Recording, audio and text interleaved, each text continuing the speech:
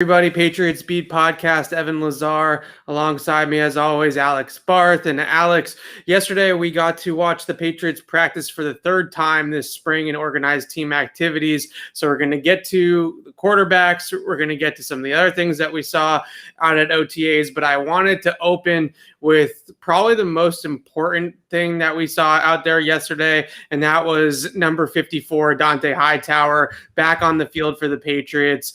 And all those retirement rumors, I think this puts everything to bed that Hightower came back to practice early. He looks ready to go, looks spry, looks like he's in shape, doesn't look like he's lost too much of a step just yet. We're not in pads yet, so we'll see how it looks in training camp. But great news to see Dante Hightower back out there, and it's really put into perspective now how loaded this Patriots defense is going to be.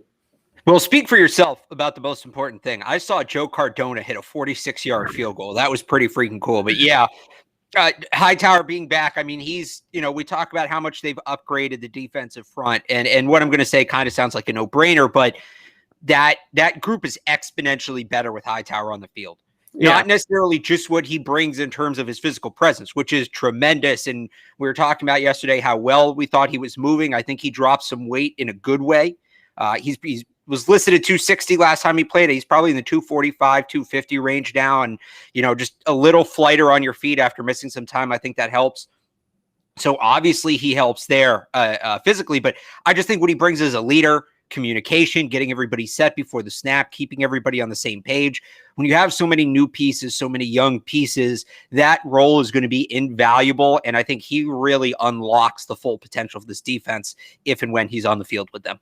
Yeah, that's what Gerard Mayo said a couple, last week when we spoke to the assistant coaches. That's right, yeah. Yeah, he said, look, he's our field general on the defensive side of the ball, right? He's the guy that gets everybody in order, and the coaching staff can really trust is going to be able to put everybody in positions to succeed and line everybody up on the defensive side. It's similar to a quarterback with 25 seconds to go in the play clock. That communication headset in the quarterback's helmet clicks off, right? And then it becomes about the players out on the field. Well, the same thing happens for whoever's wearing the green dot on the other side of the football. And Dante Hightower being out there and being able to get everybody in line and kind of be that extension of the coaching staff is something that Mayo pointed out they really, really missed out of Hightower last year. They really didn't have that guy, he felt, that was that in tune with the defense and with the calls and checks that they make, that he can just basically change and get them into good plays, get them out of bad plays, just like he's an extension of the coaching staff. So mentally, that's what Hightower brings to the table from an IQ standpoint. Then we obviously know the physicality, the versatility to play on or off the line of scrimmage, the ability to rush the passer. He's probably one of the best interior blitzers of his time, right? Just a guy that can come up the middle from off the line of scrimmage and blitz the QB.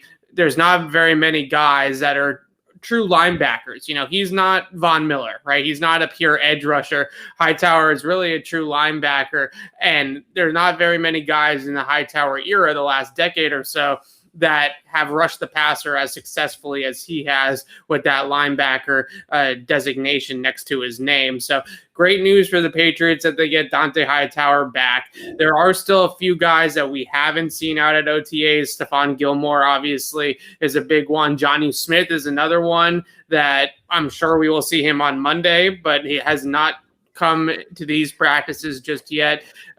Isaiah Wynn hasn't been out there. But Hightower's back. I don't think that there's any doubt that he's going to play this year now.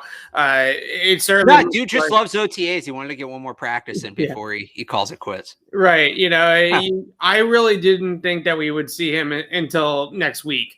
And so to see him out there early is a great sign for the Patriots. Maybe even not even next week. Like they might have even given him an excused absence for next week also, and let him wait all the way to training camp. But that might have been just come to one, whichever one you want. Come to one, and that works for us. Yeah, so that works for us is exactly right. And he was very heavily involved in practice too, right? This wasn't a guy that came out at practice just to be a spectator and stand on the sideline and kind of be with the guys. They put him right into it instantly. And he was basically doing everything that Dante Hightower does in terms of moving around the formation on the defense side of the ball, playing multiple linebacker spots. It was a great sight to see him back out there. I see a lot of questions in the chat about N'Keal Harry. Sony Michel was not at practice yesterday. He still hasn't returned. And we'll get to some of these questions about N'Keal and some of these other guys, but we got to talk about the quarterbacks, Alex. And we spoke to Mac Jones after practice yesterday. I thought he was very candid and honest about his sort of development so far and where we're going with this. I don't want people to take this like I'm dumping on Mac Jones because we're so early on in the process. But I think the first OTA practice, everything that came out of that practice was hyperbolic and very, very, way too soon. Right. Analysis that was way too soon. I think the last couple of practices, we've seen Mac Jones look a little bit more like a rookie quarterback in his first NFL practices versus that first practice. Everybody comes out of it and is like, he might start right away. Right. And now we've sort of seen some of those growing pains, which is totally normal. But we've seen some of those growing pains come to fruition. He spoke about learning the playbook, getting a better feel and more comfortable out there, more confident to just kind of let their ball rip down the field. And we are seeing some hesitancy out of him, I think. A lot of check downs and short throws.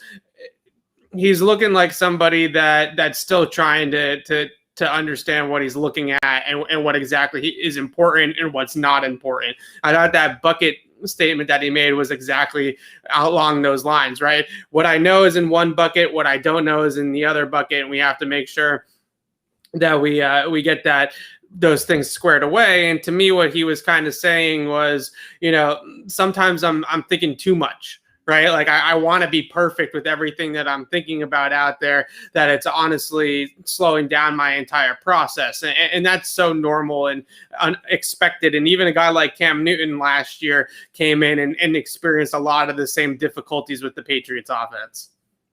Yeah, absolutely. And it's going to take time. I think in some ways that first practice was almost unfortunate. And maybe we in the media, although I wasn't there that day, so I should say you should have.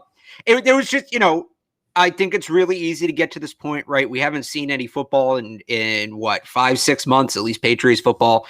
And you see one practice and all of a sudden that's the whole season. Because to this point, that practice is the entire season. And I think it's really easy to just jump on it and use it as the be all end all. And, anybody can have a good practice. Last week, we were talking about Jarrett Stidham having that one good practice and what that meant. And then, he wasn't bad, but he kind of came back down to earth yesterday. So nothing Jones has done has alarmed me. No, there's nothing I've seen him do where I'm like, oh, they screwed up the pick. Oh, he's not the guy. It's just like, all right, he's a rookie. Yeah, he didn't look, from what I heard, he didn't look like a rookie in that first practice. That's what was so surprising, is he looked like he was ahead of pace. Now, it's not as if he's fallen behind by not duplicating that in these last two sessions. He's just where he should be, and there's absolutely nothing wrong with that. I can't remember a rookie at this point, especially with the Patriots, who was ahead of where he should be at this point.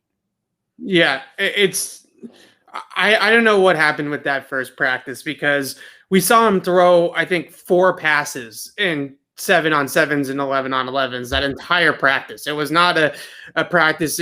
Certainly the second practice that was open to the media, we saw a bunch more throws. We saw more throws yesterday. And I'm not really sure where we kind of jumped the gun on all of that, right? Like I don't know what it was out there that we saw that made everybody come out of that. It's exciting. Practice. No, I mean, it's exciting. He's the first quarterback they took in the first round since 1993. There's juice there, and you want to believe in it. Everybody wants to believe in him, and he gave them something to believe in. I totally get it. Yeah, I guess that's what it was. And look, now he looks like a guy that shows flashes of it, and that's what's optimistic to me. Right, is that there are instances, I tweeted out that play where they blitzed him up the middle and he beat it by throwing the slant to Kendrick Bourne and hit him in stride, and looked like Bourne would have ran for a while if the play was kind of live, if they were tackling to the ground and stuff like that. And those are the moments where you say, okay, that's Mac Jones, right? He threw a ton of those glance or slant routes at Alabama. He was really good at beating pressure at Alabama and getting the ball out quickly against the blitz. All of these things are what attracted the Patriots to him, knowing and recognizing the blitzes pre-snap, getting the ball out quickly processing the defense. But I thought the biggest quote from him yesterday that was extremely telling was that he said, sometimes I see everything and then I see nothing, right? And that's, I think, a lot to do with this Patriots offense is as the quarterback, and he said there's a lot going on in my brain. Right. I have to look at so many different things from when we get to the line of scrimmage to the ball being snapped to what I'm processing post snap. And it does sort of get into that question to me. And we're so early to be having this conversation fully, but it does get into sort of a question to me of how complex this offense is.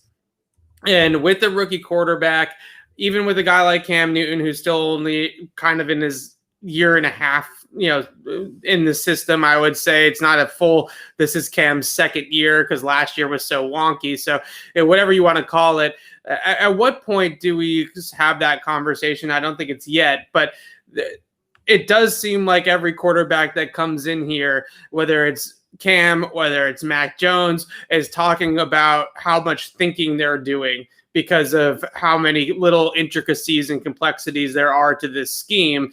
And you do wonder when we get the pads on, when we get into preseason games, when we get out into the regular season, if Mac Jones does eventually become the quarterback, is it simplified? Right? Does Josh McDaniels dumb it down for a rookie QB, or are they going to continue to just expect whoever is under center to pick it all up? Because right now it does feel like Cam said the same thing last year about how complex it is and how much his wheels were spinning and stuff like that. Now Mac's coming in and saying the same thing. I don't know. It's interesting to me that this system has really grappled with a veteran quarterback in 10 years and a really, really smart rookie. Both are talking about how complex it is. Oh yeah, because they're not Tom Brady. And it was his system and it was built for him and he'd been in it for 20 years. Do they simplify for Mac Jones? They probably should a little bit. I don't know that they will because I just don't think that's what Josh McDaniels does. I don't think you simplify it long term. Maybe you take some of the more complex elements and just put them to the side for a year or two and you let, Mac Jones really build up with it. You can't simplify it too much because part of what makes it so effective is its complexity. You got to remember, when it's complex for the quarterback and the guys who know what they're doing, think about how complex it is for the guys on the other side who don't know what's coming. So you're kind of handcuffing yourself if you do that. And I think that's where Josh McDaniels' pause kind of comes in is, the more you, and again, this, I guess, kind of, common sense, the more of the playbook you can run, the more effective it's going to be, the more complicated you can make it, the more effective it's going to be. They're not making it complicated just for laughs and look at the quarterbacks trying to figure it out. Like, that's not what this is. It's complicated for reasons. So I think they'd be hesitant to do it, but if it's the only way they're going to win ball games, I think they have to consider it. Yeah, that's sort of how I feel about it too. But again, nothing like you said. Mac Jones has not done anything at these practices that give us pause or make us concerned or worry us about the pick or worry us about his future. He hasn't come out like gangbusters in these last two sessions like he necessarily did in the first one. I think some of that hype does need to be quelled just a little bit, right? Just calm down just a tad and let's let him develop and let him go throughout this in the natural progression, because it hasn't been a situation where he's come out and lit the world on fire instantly necessarily, but he has also done nothing to concern us either. Let's talk about the other quarterbacks. Jarrett Stidham was the first quarterback into the huddle, right? He was basically taking first team reps yesterday at practice, and that was, I think, telling. But after what we saw last week, in the one open session, assuming that the rest of the week went like that, it kind of makes sense why Jarrett Stidham has sort of built up to that point where Cam's not there. So Stidham's the guy that comes to the line of scrimmage first in all the drills. But it wasn't quite as good of a day for Jarrett Stidham as it was that we saw last week. But what did you think about Stidham being the first guy out there when they did start team drills? Nothing, not at all. They've rotated the quarterbacks all 3 sections we've been there. I think they're just trying to give everybody a chance. Mac ran with the ones. He ran against the ones. Hoyer ran with the ones. I don't know. I don't remember if he ran against the ones. I think he did. I honestly put no stock into it. I think at this point, especially without Cam, they're just going to rotate everybody. It did feel like I know that's a disappointing answer, but that's what it was to me. It did feel a little bit like gamesmanship. Like last week when we're out there and Mac Jones is taking all these reps with starters, and the week before that he's QB2, right? Cam goes first and then Mac goes, and that's all we wrote about, right? Was just Mac Jones is already moving up the ladder. He's already moving up the depth chart. This week it was Jarrett Stidham first, and then sometimes it was Brian Hoyer second, right? And then Mac came in. Or then other times it was Jarrett Stidham, then Mac, then Hoyer. So they were kind of mixing it up, like you said, and everybody sort of got a little bit of a chance. I did think that Jarrett Stidham, based off of what we've seen from him so far in these 3 practices, is a little bit more confident than he has been in years past, a little bit more vocal. I think you can tell that he's has a little bit more of a swagger to him out there, isn't the quiet guy in the lack of kind of chip on his shoulder competitiveness. I think there is a little bit more fight to him this training camp, certainly than what we saw last year in camp during the pandemic, when he basically just rolled over and let Cam Newton take the job. There's a little bit more fight to him. There's a little bit more competitiveness to him to be like, look, I can still play and I still want to be here and I still want to make this, make this team and stick around. And you got to give him credit for that, right? And I'm going to say the same thing when we get to Brian Hoyer here in a second, who had a good day yesterday. You got to give them credit for, okay, Mac gets drafted in the first round. Cam's a former MVP, but we're still going to come out here and practice our butts off and put the best product out there on the field as we possibly can. And it does feel like Stidham, all those reports last year about how Stidham wasn't competitive enough for them behind the scenes. They didn't want to take the job from Cam Newton, didn't want to compete for the job with Cam Newton. It does seem like Stidham is a little bit different in terms of his personality and what he's putting out there in that respect. So 2 quick things on that. First off, with Hoyer, I think what we saw yesterday is part of the reason he's here.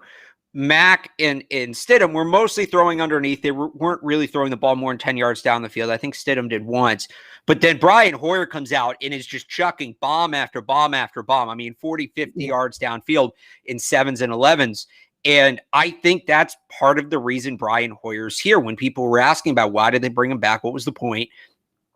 He has the experience that some of these other guys don't have. He has the NFL experience that Mac and Stidham don't have, and he has the experience with the Patriots offense that Cam Newton doesn't have.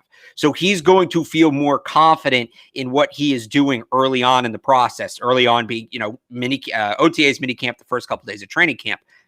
He also really doesn't have anything to lose. He probably isn't going to make this team. And even if he was and plays his way off the roster, he'll get a spot, right? The Jets were interested in him before the Patriots signed him. Teams want that kind of veteran quarterback. So he knows what he's doing. He doesn't have a ton to lose. He can really test the defense. He's going to test the defense physically as well as mentally with that knowledge of the playbook. And he's going to take shots and he's going to be aggressive. And I think the defense needs that. So that's my quick note on Hoyer. On Stidham, really small thing, but something I've noticed over the last few practices that I want to bring up. He has his play action mechanics down. They're beautiful.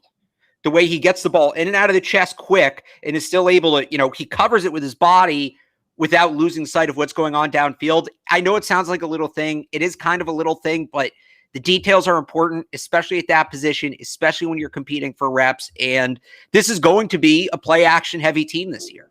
So if it's something he's good at and he wants to play, that's something that's going to help him. So again, really small observation, but the details matter. And that play action is going to be helpful this year. And Stidham seems to totally have that down. It definitely looks like something he worked on.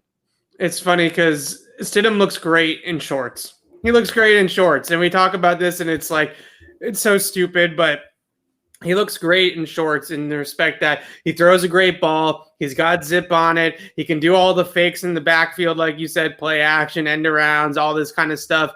And you look at all these types of things and you see in June and sometimes even in training camp, he looks really, really good. And then for some reason, the consistency just isn't there. And especially once he's facing a live pass rush, I think he gets a little bit prone to being shaky under pressure at times. And that's a young quarterback thing in general for the most part. But those are the things that I always saw with Stidham. Once it was true live action, the consistency is not there, and maybe some poise under pressure is a concern as well. But when we're out here in June and he's throwing in OTAs and we're doing 7-on-7s or 11-on-11s where the O-line and D-line have no pads on and they're not true live reps, and from a pass rush standpoint, Stidham can look really good. He looks like an NFL quarterback. He's got the arm, he's got the size, he's got all those types of things. And there's something to be said for that, but there's also a lot more to be said about what happens when it's truly live situations, right? And when the pads are on, when you're in a preseason game, when you're in an NFL regular season game, those things are much, much more important than what we're seeing in June. But it's still an interesting kind of discourse to say that Stidham does look good in these practices so far. So we'll see what that means right down the road, I guess, once we get into training camp. But it will be really interesting to see if he can carry this over. Brian Hoyer, minute or two here. I still don't feel like there's any chance he actually starts games this year for the Patriots. And if he does, that's a concern. But he's like a gunslinger out there at OTAs, right? Like you said, he just doesn't care. He's got nothing to lose. He's got nothing to lose. He's playing with house money. He knows that he's not going to make as many mistakes as the young guys, and it doesn't really matter, right? And he just goes out there in all these OTA practices and consistently throws the ball down the field better than a lot of the young quarterbers on the Patriots roster. By the way, yesterday he completed most of them. Yeah, he's in that. For what it's worth. The deep post to Isaiah Zuber was nice, and we can talk to Zuber about Zuber in a second here as well, and some of the other offensive standouts.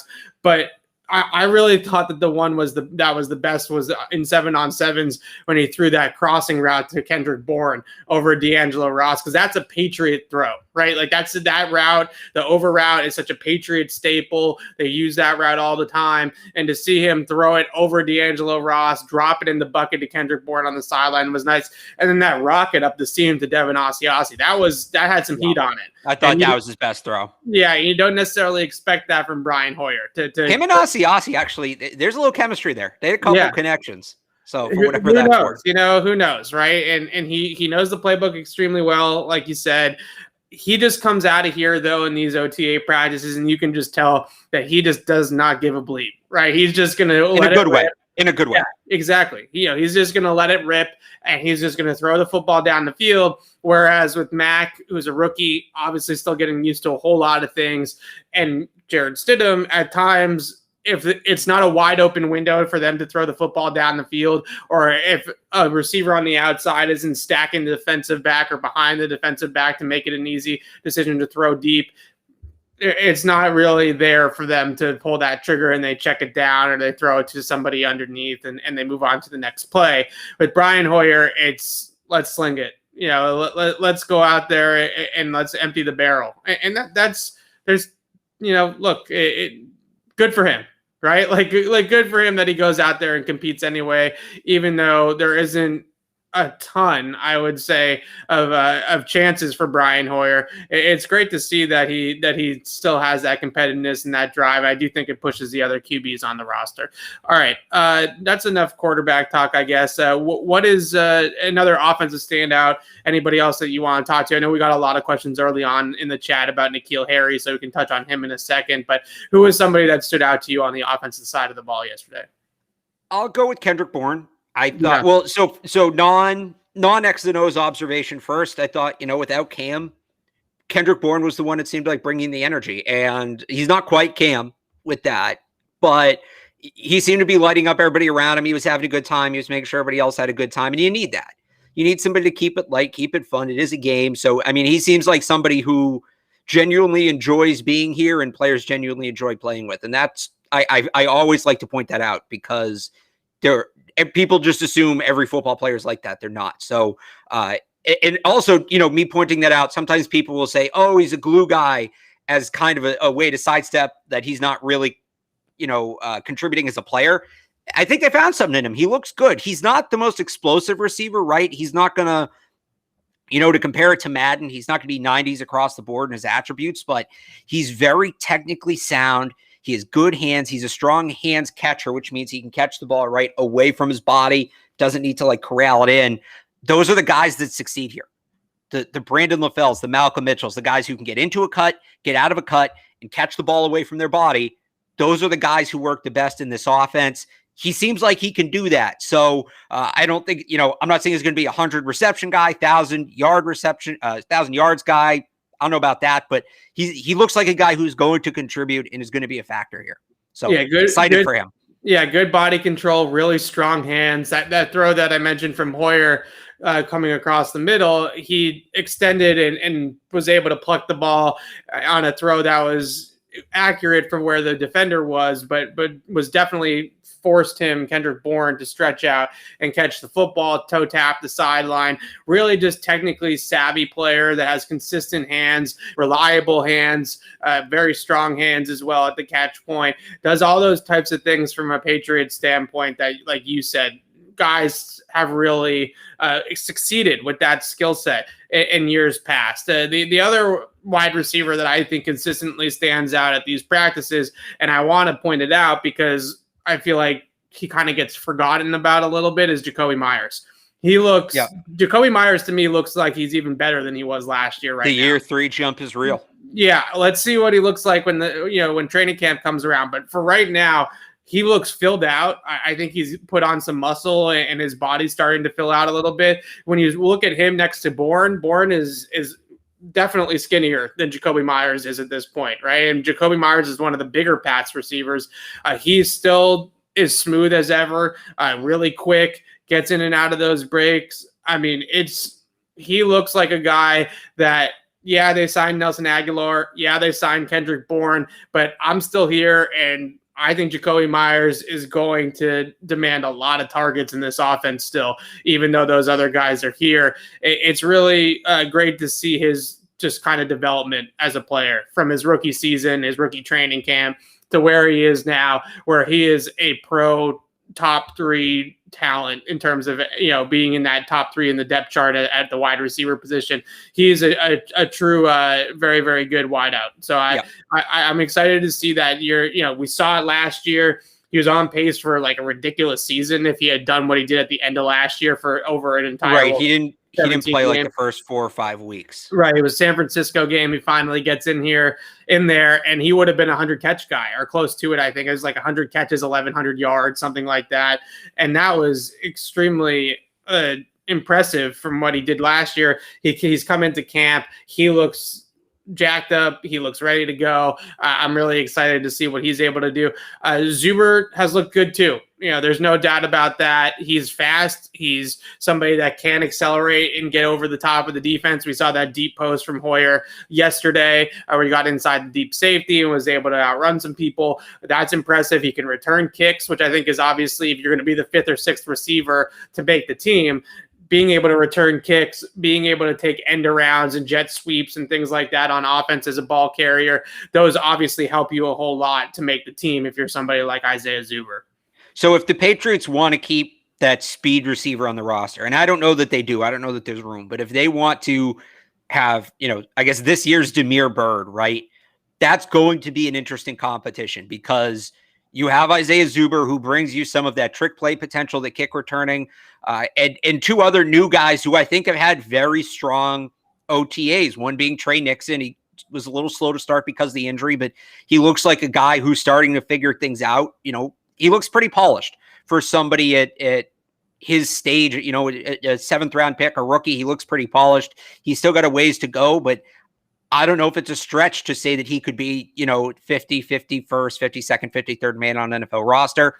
And then Marvin Hall, who they just signed. And these are guys who are going to look better without pads. Granted, we can't really evaluate these guys till camp begins, but the coaches seem very happy with what Marvin Hall is doing. And he just, you don't see him out of position. You don't see him dropping balls. You don't see him running routes wrong. I mean, he's just doing everything right so far. So again, I'm not talking about these guys are going to come in and unseat Nelson Aguilar, but if they want, another speed option on the roster, there's a couple guys who are making a case behind Aguilar for that second speed spot. Yeah, that's going to be an interesting battle between those two, because it was kind of like, what was that, 2 years ago? We were all in on Maurice Harris. And you were all in on Maurice. Everybody was all in on no, that was you. You loved Maurice Harris. We walked out of that OTA. Why are you putting this on me? Because I have this is when we first started working together, and I have this very vivid memory of us walking out of an OTA practice and you going, they finally found the guy. I think were your exact word. The guy, please. You thought Maurice Harris was the guy. No, you thought he was the guy. Like, I thought Maurice Harris was Randy Moss. Like, you were saying him and Nikhil. That was going to be the 1 and 2. Okay, I think that's a gross exaggeration of anything that I said, but that's okay. I know Alex is just busting my chops right now. A lot of people thought Maurice Harris had a really good OTAs a few years ago. Then you pivot to Jacoby Myers once training camp actually starts and they get into the preseason game, and then it was all about Jacoby Myers. But I really do feel like with Marvin Hall, with Zuber, one of those guys will probably continue to pop, right, in actual training camp and preseason games in August. So be interesting to see if one of those players can make the roster. You have Gunner. You obviously have N'Keal Harry as sort of the 4th and the 5th guy that are going to make the team on the depth chart, unless N'Keal Harry gets traded, which we can talk about here in 2 seconds. But it'll be interesting to see if they carry a 6th. Matthew Slater is not really a wide receiver, but that if you had to put a position on him, that's obviously what they list him as. So that's truly 7 wide receivers if you keep Zuber or if you keep somebody like Marvin Hall. So it's going to be interesting to see if there's a spot for those guys, but they definitely have at least set themselves up to have a good training camp and make a push to make the team in August. N'Keal Harry, anything to say about N'Keal? He caught a few drag routes yesterday underneath the defense. He looks great. He's an Adonis, right? He's a huge dude. Right. He's clearly the biggest wide receiver that they have. But at the same time, it's still just the lack of pop in any of these practices. Like you just don't, maybe he hasn't been targeted a ton down the field. I'll give him that, but I don't know. You just don't hear a ton of things. You don't see a ton of things still out of N'Keal Harry in these practices. Well, it's tough because part of the struggles with N'Keal are usage. It's not necessarily what he's doing. It's what the team's asking him to do. And we just won't know that until the regular season if he makes it that far, right? Unless he gets traded first. So it's, N'Keal's going to look good right now. He is. He's bigger than everybody else. He's stronger than everybody else at the position, and with no pads, the advantage is magnified. So we kind of have to wait and see what's going to happen with him. Yeah, I hope it comes for N'Keal eventually, whether it's here or somebody else. Yeah, I am pulling for the guy. Everybody knows I've been a big N'Keal Harry supporter since they made that draft pick, and it just hasn't worked out in this technical of an offense where you have to be a really sharp route runner. It just hasn't fit him from the beginning. And it really didn't feel like it was a great pick in that respect from the beginning because he wasn't the technical route runner. They didn't draft A.J. Brown or Terry McLaurin in that draft as a great route runner. All these guys that kind of had that ability to get open at the top of routes, run routes correctly. He was not that guy in college, and it just hasn't really worked out because of those reasons. But I do hope that maybe it can work out for him down the road as well. Let's move over to the defensive side of the football. We talked about Hightower at the top of the show. So if you want some Hightower takes, you can go back and listen to the beginning of the show where we talked about him. Josh Uche remains unblockable. Yeah. Nobody can block him. Even Trent Brown had a couple of tough reps against him. I think Trent Brown got him away from the quarterback enough, but Josh Uche was definitely testing Trent Brown, and Uche knows no chill in these practices either. He's 100% shot out of a cannon, whether it's a true live rep or not. He's somebody that's screaming off the ball and testing the tackles, and he looks tremendous. I think he's going to have a huge year if he continues and keeps this up. Anybody else that stood out to you on the defense side of the ball? It was really Uche. We didn't see a ton of defense yesterday. We didn't. Yeah. It was Uche who had the big day, right? I guess I'll just add to that. I think he saw that they brought in Matt Judon, they brought in Kyle Van Noy. Those are guys who are going to, in theory, take reps away from him, and he said no. He's proving that he's right there in the mix with those guys, and I think that can only end well. It's so tough with defenses at these practices. It's so tough to because they're at half speed, and sometimes they're told to let the offense do certain things to see how different players react to different situations. They also keep them on the far field, so far away from us, right? There's two fields. If you've ever been at training camp, they turn the orientation of the fields for OTAs, right? So, and we're on those back bleachers, which are normally like the player family bleachers for training camp. So the defense is all the way in the back behind us, a full field away, and then we have the offense in front of us kind of blocking it. So I know excuses, right? But it's just for a number of reasons, it's so tough to track the defense in practices like this. And the few close looks we got, it was just Josh Uche taking over.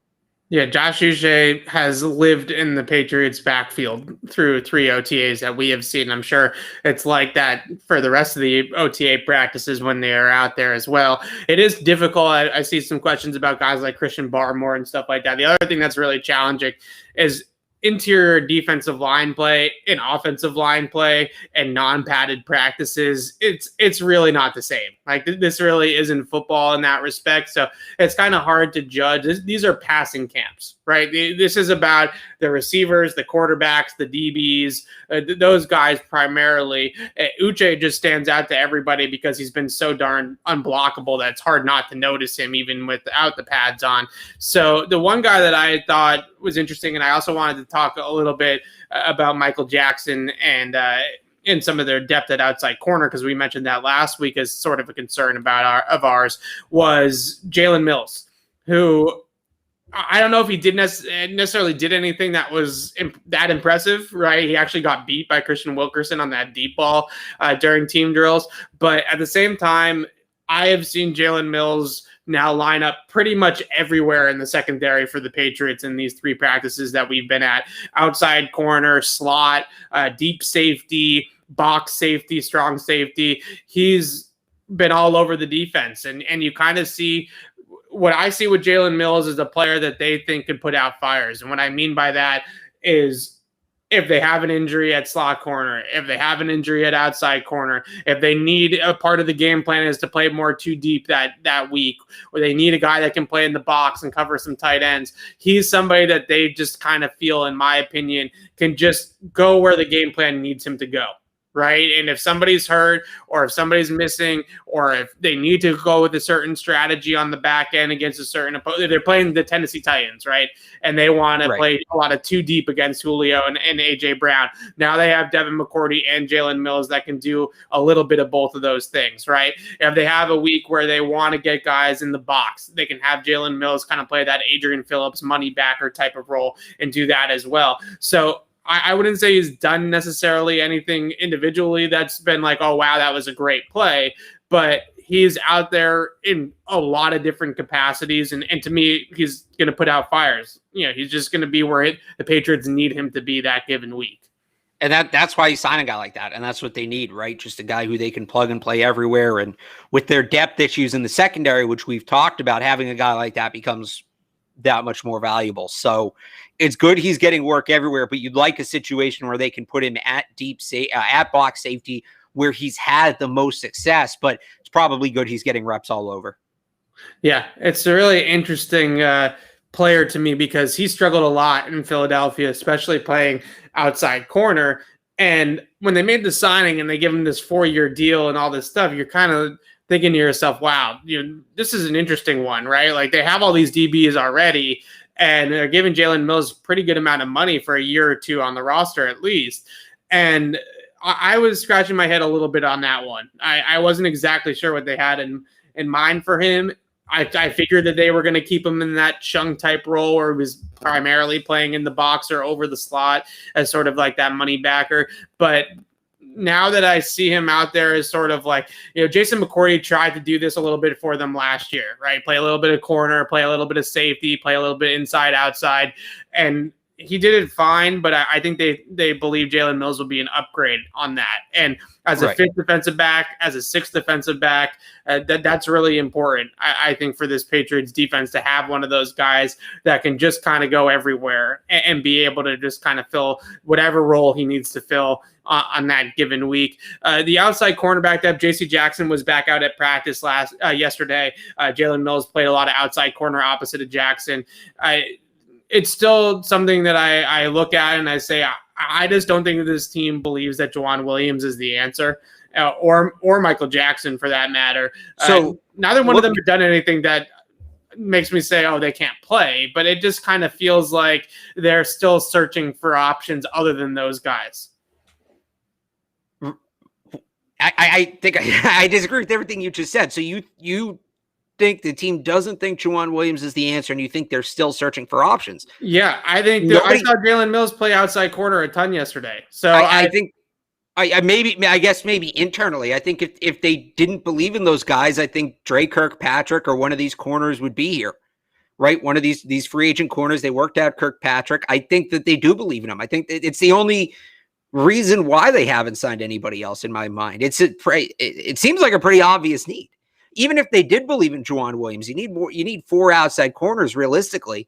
So yeah, I mean, I'm still scratching my head at it. I still think it's one of the biggest issues roster wise. I still think it's one of the biggest position battles heading into camp of who's going to be behind Gilmore and Jackson. And that's if Gilmore shows up. So I everything I've seen, I think they do believe in Juwan Williams right now because they haven't brought in anybody else to indicate that they don't. I guess that's fair. When I see Jalen Mills, who was one of the worst starting outside corners in the league when he was playing that position for Philadelphia, when I see him getting all those reps and them putting him out there, now granted, maybe they're putting him out there just for the reps, right? Just to get that comfortability at that spot this time of year. And that's very, very fair if that's just what you want to chalk it up to. But I don't know. It still seems like a glaring need to me. I'm still not sure what Stephon Gilmore's situation is exactly. I don't know if one of those two guys go down. I just don't feel good about any of their options, right? Like I just don't. Right. And maybe Juwan Williams surprises me in training camp and sort of has a great preseason and my mind changes on all of that. But right now, that to me, other than maybe tackle, which I think is, if Wynn or Brown goes down, they can kick on Wanu outside and still make that work. That was, I think, the big combination yesterday with Ted Karras at left guard. That's sort of, it looked to me like I was like, okay, well, they know Isaiah Wynn might get hurt, right? He gets hurt every year. Right. So they know Isaiah Wynn might get hurt. That starting 5 with Onwenu at right tackle and Ted Karras at left guard, that could get a lot of run this year. So they kind of feel like they're set there as long as they can kick Onwenu back to tackle if they have to.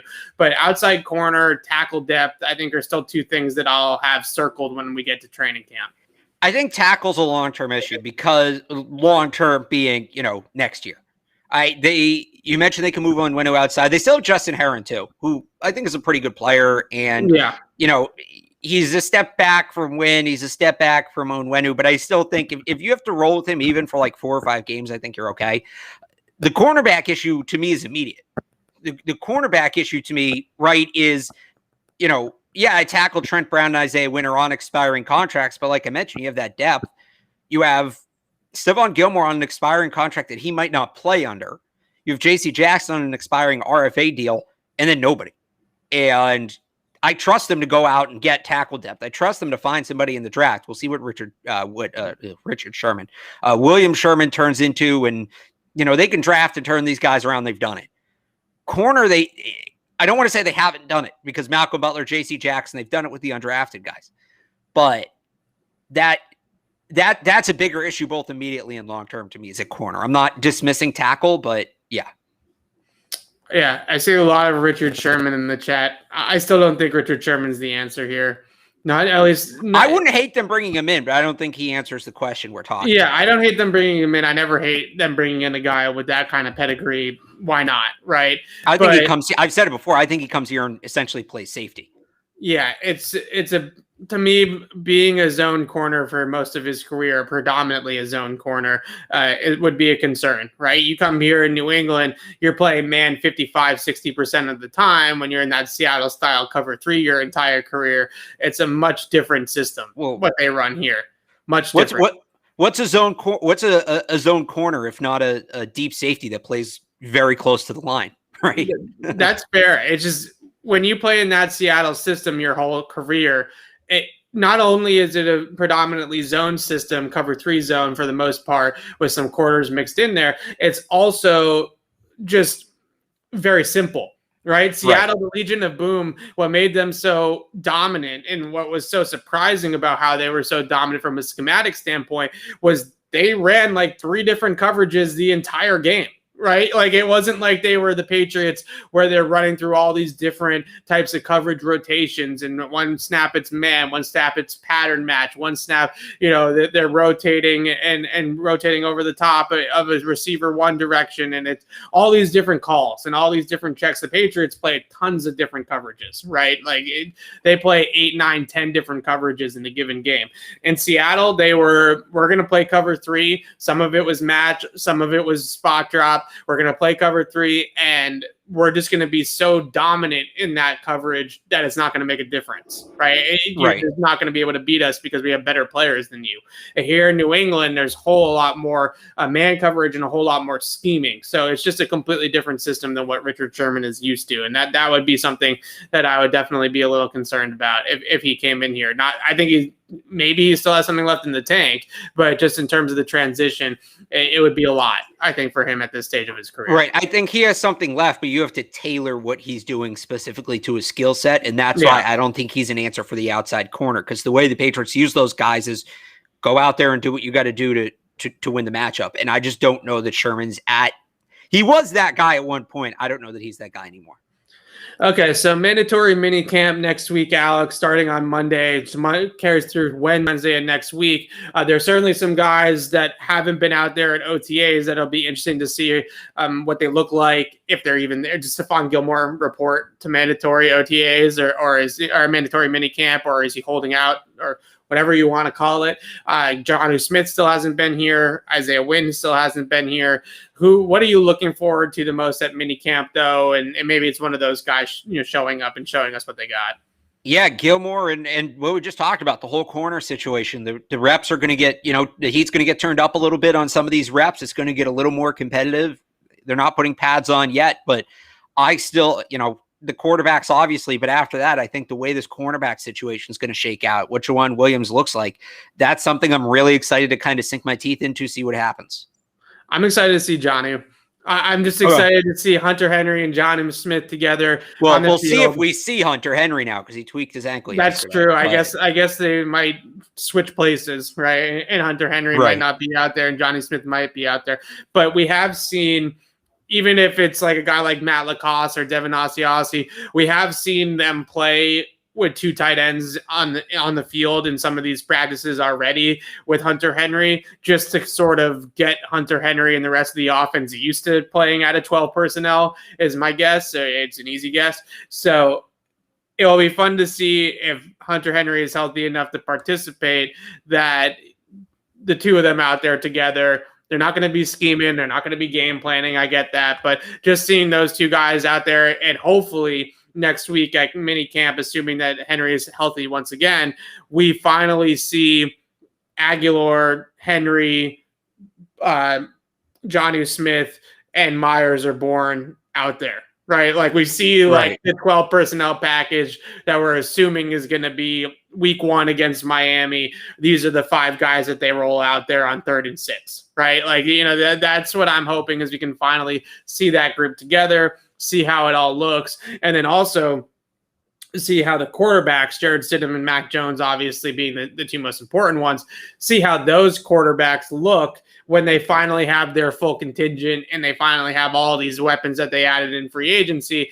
Who looks better with those guys and how does that all come together, I think is really going to be a lot of fun to see out there at minicamp. So I hope that Hunter Henry, that was reported on by Rap Sheet as just a scare with Hunter Henry and a little rolled up on his ankle or something like that. It was just a scare. But this time of year with a high-priced tight end like Hunter Henry, similarly to Cam Newton's thumb injury, if this is regular season, Cam Newton might be out there, right? But this time of year, there's no reason to push it. So unless it was truly just a scare and there's absolutely no pain or soreness for Hunter Henry, it wouldn't be surprising at all if they shut it down for him until training camp in July. But hopefully they don't, because I just want to see that offense on paper. I want to see Mac Jones break the huddle with Henry and Jonnu and Aguilar and Bourne all out there, or Myers, take your pick of that fourth guy with the running back in the backfield, James White in the backfield, Damian Harris in the backfield. That's the group. That's the core group. So it'll be fun to see if that group gets out there together. Yeah, I mean, that's what we all want to see, right? Is the offense. We haven't gotten to see it together yet. So, but that's all. Again, you got to tape your expectations because we're not really going to see it till the third day of training camp. You don't really see it till the pads come on, and everything between now and then is just half speed. And you don't want to overreact to it, but at the same time, it's all we've got. So it's a very unique offense, really. And I know everybody kind of harkens back to the Gronk and Hernandez thing, which is certainly what the Patriots are emulating it after, but they drafted Gronk and Hernandez, right? So they paid these two guys. Building it through free agency like this with two tight ends is pretty unique. It doesn't happen a whole lot. And there are some examples, I guess, of drafting it like Zach Ertz and Dallas Goedert or Gronk and Hernandez, or the Patriots bringing in Marty Bennett when Gronkowski, is still in his prime and having those two guys together. Although we didn't see a ton of Marty Bennett and Gronk together because of injuries, that was the idea. But there isn't a whole lot of history of doing that in terms of going out and spending in free agency on two tight ends. And it will be really interesting to see how it all comes together. So Alex and I will be back on the podcast next week to break down. I think we should do a Boston Sports Minute. All right. Let's do a Boston Sports Minute. I'm upset by a lot of things in Boston sports right now. But last night I was at the Red Sox game. One of the best Red Sox. Can't be upset about that. That was amazing. I mean, that was like an all-time game. I other than a playoff game, I can't think of another regular season game that I've been to that would top that one. Did you care that it was so long? I didn't care that it was so long. It for once, I do complain about that kind of stuff with baseball. Of course you do. I didn't care that it was so long at all because it was just back and forth. And the home run by Arroyo, right? Like that was the one that really took everybody by surprise because the Astros have that big inning. They brought in the guy out of the bullpen to take out Erod. He gets shelled instantly. And then Arroyo hits the 3-run bomb over everything, over the entire monster. Right. That was just fantastic. So that was a great moment. The bat flip, the whole thing. That was awesome. And then you have the big inning, the inning after that as well to kind of separate and get that lead. And it was just a hell of a game. We had a streaker. The Astros manager got tossed. I mean, it was like you couldn't have asked for anything better other than it being in October. I'll tell you this, I almost said Bronson Arroyo. Christian Arroyo. Good player. That signing by Chaim Bloom, it's a little Belichickian. Former first-round pick, former top prospect, kind of washed out in a couple places, comes here. They have him in a very specific role, and he's flourishing in that role. Great signing. And doesn't that sound like something we talk about the Patriots doing, right? Yeah. Former top pick. So, I think this team is clicking. And boy, if they get Chris Sale back around the deadline, I'm really not a huge fan of when people say, injured players coming back around the deadline. Oh, that was our deadline acquisition. You had him anyway. I don't know that you had Chris Sale anyway. I think if this team was 500, they probably just pushed Chris Sale's return back another year. So I think the Red Sox are really in a good place. As for the Bruins, I don't remember the last time a playoff series hurt that bad. Series loss hurt me that bad. This team really felt like they had something special, and that's on me because every year the Bruins make it feel like this year's going to be different. And then every year the top line just goes completely quiet offensively in the playoffs, and they get too banged up on defense, and they don't have enough depth, and they fall apart. It's every single year. It's the same freaking script. Say what you will about Tuukka Rask. Was he great towards down the stretch? No. Was he the reason they lost that series? No. Probably shouldn't have played through a torn labrum. That's another discussion, but the window's closing now. You can't keep going back and saying we're going to run it back next year. I think this team has changes coming, and it's sad because, Bergeron, Marchand, Krejci, Rask, they did win a cup in 2011, but I don't, they won it with Zdeno Chara. They won it with Milan Lucic. They won it with Mark Recchi. They won it with Tim Thomas. They weren't the core. Bergeron was part of it, kind of, but that wasn't the core. This core, if they come away without a title, and you think about all the times they came close, right? The Blackhawks, losing to the Blackhawks, losing to the Lightning. They had some painful conference finals losses. It really hurts for a town that values winning. These great players just never on their own got over that hump. I just want to say this about the Tuukka thing, because the guy can't win, right? And I don't mean he can't win a cup. I mean he can't win with the fan base, because he plays last year. He loses the bubble to go tend to his daughter who's in the hospital, and everybody freaks out at him, right? Quitter, soft, right. all this stuff. This year, he plays through a torn labrum, clearly wasn't himself, doesn't play up to his standard, and it's, why did you play injured, right? And it's like, which one do you want? Do you want him to be tough and play through an injury, or do you want to call him soft and have him? Because if he taps out of that series against the Islanders and claims that he's injured, the narrative would have been he's too soft, right? He doesn't want to be out there. He doesn't want to tough through it. Same as last year when he left the bubble. So no matter, he's damned if he does and damned if he doesn't, right? If he plays through the injury, he gets blasted for playing through the injury and not playing very well or up to his standard. If he doesn't play through the injury, he gets called soft. So this Tuukka, to me, is one of the most volatile Boston athletes, who's been a very, very good Boston athlete, right? Like, you can make the case, and I know that a lot of hockey writers would say there's other guys that deserve this moniker more, but you could make the case that Tuukka is the best Bruins goalie of all time, right? Like, he's had that type of career. And yet he's going to go down, I think, in a lot of fans' minds as very, very, like, almost like a Peyton Manning, right? Like a very, very good regular season goalie, didn't have it in the playoffs, right? And that's going to sort of be the mantra on him. I feel bad for the guy, because he can't win with the fan base, with a lot of fans, right? When he plays through the injury, he shouldn't have played because he was compromised. When he doesn't play through the injury, he's soft. So, like, which one do you want, right? Which side of the coin do you fall on? You got to pick a side. Would you want him to be tough and play through it, or do you want him to be soft and bow out? And I'm not saying he would have been soft if he bowed out with the torn labrum, but it just feels like Tuukka can't win. Another kind of comparison I would say for Tuukka, to me, to make it Patriot centric, is kind of like a Wes Welker, right? Like, dominant regular season player, good and certainly had his moments in the playoffs as well. And Tuukka was great throughout. Right. A couple different cup runs where they just came up short. The Blues year, he was dynamite. He probably wins Conn Smythe if they win Game 7, right? And Wes Welker, similar, has some great playoff stats, has some great playoff games for the Patriots, but has those big moments where he came up small. But then it's with the position, it's more like, it's like Wes Welker. If Wes Welker played quarterback and was here for 10 years, right? 10, 15 years, whatever it is. Right? Maybe I don't want to say Drew Bledsoe, because I know that will hurt your. Well, no, it's right. Well, I honestly don't know that Bledsoe was as good relative to his game that Rask is relative to his. Rask is a top 5 goalie in the world. Bledsoe was a top 5 quarterback for maybe a year or two. Rask was for at least half a decade. It's funny. You look at what the success has done to this city, and Ray Bourque was here for 20 years. And again, he wasn't a goalie, so it's a little different, but he was here for 20 years, never won a cup.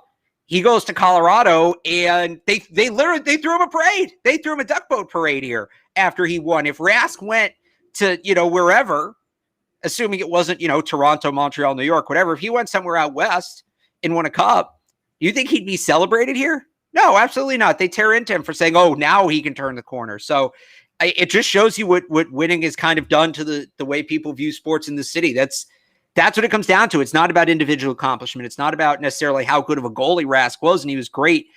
Some people probably just don't think Rask is a good goalie, and that's unfortunate because he is. I think some people don't care. I think some people will say, yeah, he's a great goalie, but he never won a cup, and that's all I care about. And that's been the mentality here across all 4 sports. So I get that to a degree, but that's like saying Dan Marino is not a good quarterback or Charles Barkley wasn't a good basketball player. So if you look at it, and I'm not saying I agree with this viewpoint, by the way, I'm just pointing it out. And this is hilarious, if the Marlins and the Florida Panthers and the Heat had won 11 championships during Dan Marino's career and he never won one, he might be viewed a little differently, at least in Miami. Yeah. That's essentially what this is. But I think the Marino comp for Rask is actually pretty solid. Yeah. I mean, Marino, top 5 quarterback of all time in my book, right? Probably 4 or 5, but he's right in that top 5 QBs just off of raw ability and what he could do. You know, everybody talks about Aaron Rodgers as like a GOAT quarterback. Dan Marino was doing Aaron Rodgers things before Aaron Rodgers was even alive. You know what I mean? Right. Like, or maybe not alive, but you know what I'm trying to say. And that's he's right up there in terms of just pure arm talent, release, all those types of things. Like just a wicked arm, and that. He'll go down as one of the guys that never won anything. And in Boston, he'd probably be like a Tuukka Rask, right? Like, very, very good player, Hall of Fame player, but not a GOAT because he didn't win a cup or he didn't win a Super Bowl or whatever the case may be. All right, let's quickly. We're going to wrap it up. Damian Lillard to the Celtics isn't going to happen because. Oh, it's not going to happen.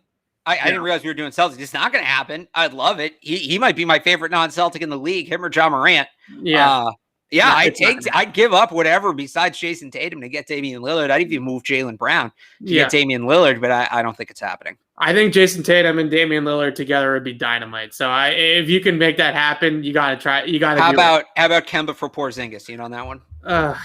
I think both those guys are damaged goods. So if Kemba really wants out, look, Porzingis is a risk. He had a down year. I certainly think you're taking a shot in the dark there. But if Kemba wants out, I don't know that you're getting a better return than Porzingis. I would try to keep Kemba. I like Kemba. I think he's a good player when he's healthy. If you have to move Kemba, I don't know that you get a better return than Porzingis. Like I'd rather Porzingis than Al Horford in a pick, right? So I'm not totally against it. I'm not. Yeah. Also, I think the Porzingis, real quick, Porzingis coming to Boston and succeeding after being as the Knicks are on the rise would be hilarious. Okay, yeah, I'd like that angle too. I think the issue that I see with the Celtics is Kemba as that like scoring point guard, and similar with Kyrie also when he was here at times, combining the 2 wings that they have in Tatum and Brown with that scoring point guard has not worked.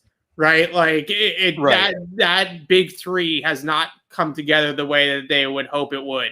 So if it's Dame Lillard, then I hate to say it because I think Jaylen Brown is a great person to have on your team and in your organization, right? Like a top A+ class kind of guy. But if you're going to make a move like for Damian Lillard, I do think it has to be Jaylen because I'm not sure, as great as it would look on paper, it's similar to what they have with Kyrie, Jaylen and Tatum. Like, I don't know if that meshes. Like, there's only one ball, right? I don't know that you can get Damian Lillard without giving up Jaylen Brown. Right, that's fair too. Like I just, unless you give up Jason Tatum, which I wouldn't do. So you have to move one of those guys if you want Damian Lillard. If you want a point guard that's going to be a 30+ scorer like that, I know that the Nets have made it work with their 3 guys, but I don't know. It feels to me like the Celtics have not been able to make it work with the Kyries, with the Kembas, and with Jaylen and Jason. It just doesn't seem like that meshes with the wings, with the scoring point guard. All right, that's our Boston sports couple of minutes. We always like to do that at the end of the show. And we will be back, like I said, next week to discuss mandatory minicamp for the Patriots. We'll do a show during mandatory minicamp on Tuesday, and we'll recap the entire week on Thursday. But until then, signing off for Alex Barth, I'm Evan Lazar. Thanks for watching, everybody.